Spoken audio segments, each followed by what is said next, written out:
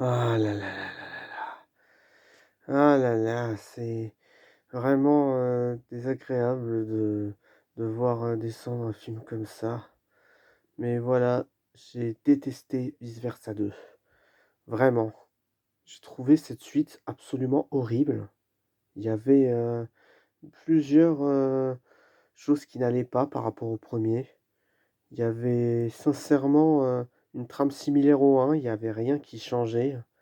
La plupart des nouveautés étaient vraiment pas top, non, le problème, c'est qu'il y a ce retcon, horrible, où on met en place de nouvelles émotions, alors qu'on disait aisément dans le un que toutes les émotions, arrivaient à peu près en même temps au sein de l'enfance.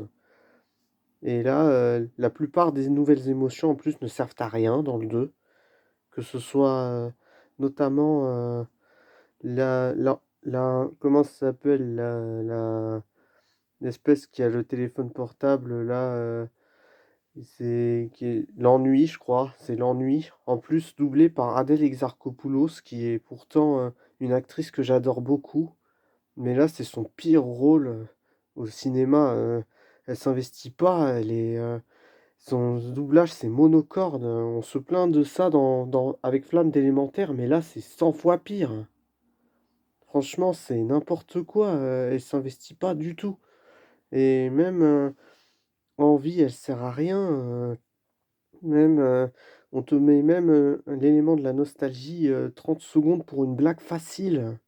C'est pour en rien en faire, si même, on régresse Joie qui réapprend exactement les mêmes leçons, elle passe exactement par les mêmes, chemins que ceux du premier volet, heu, genre elle apprend à faire confiance aux autres émotions du un, alors qu'elle est censée être passée par là.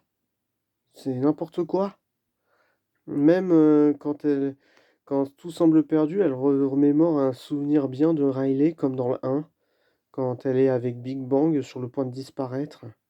C'était, franchement, c'est une similitude, tellement, flagrante.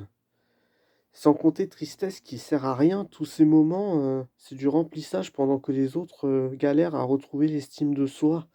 C'est, sincèrement, c'est affligeant autant de vide, et puis, je ne parle même pas non plus, de l'anxiété qui est une méchante si médiocre, elle réussit rien dans le film, littéralement, elle, ne se montre même pas imposante, la plupart de ses prises de contrôle n'amènent à rien, ses amis, nouveaux amis ne servent à rien, elle fait tout elle-même, elle foire tout, et c'est, Joie, qui est prise pour le cerveau érudit, tous les autres émotions, elles savent jamais réfléchir, hein, hormis, colère qui peut-être, a un bon développement, qui se montre moins relou, que dans le un en tant que tel, mais,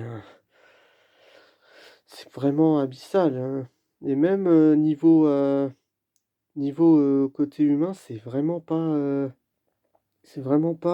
mieux, hein, que ce soit Riley avec son admiration pour Val, qui est une ado, lambda, qui sort de nulle part et qui est, son idole du hockey, qui n'a jamais été mentionnée dans le un, et il y a beaucoup de détails, qui manquent, à l'appel, genre son petit copain qu'elle avait eu, à la fin du un et qui, d'ailleurs avait eu droit à un court métrage sur lui, ben, il n'en est plus fait mention dans cette suite. Et en plus, la discussion qu'elle fait, avec les mères quand elle a ses règles avec sa mère quand elle a ses règles, qu'elle s'énerve d'un coup, c'est vraiment pas, naturel, ça arrive, comme ça, enfin, évidemment l'adolescence, ça peut rendre agressif, mais quand même, elle lui donne juste un ordre, quoi. C'est pas comme si elle l'interdisait, de faire un sport, pendant longtemps,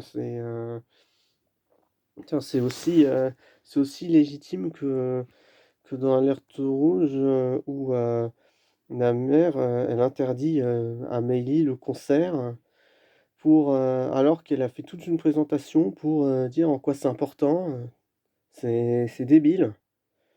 Franchement, c'est possiblement la pire suite, de Pixar jamais faite. Sincèrement, j'ai quasiment rien aimé dans cette suite. On se plaint de Les Indestructibles 2 et de Toy Story 4, mais franchement, je préfère 1000 fois les revoir, eux, que cette suite, hein. Franchement, je me suis senti insulté tout du long, dans Vice Versa 2. C'était, littéralement le premier film, mais au rabais. Voilà tout. Aucun intérêt pour moi.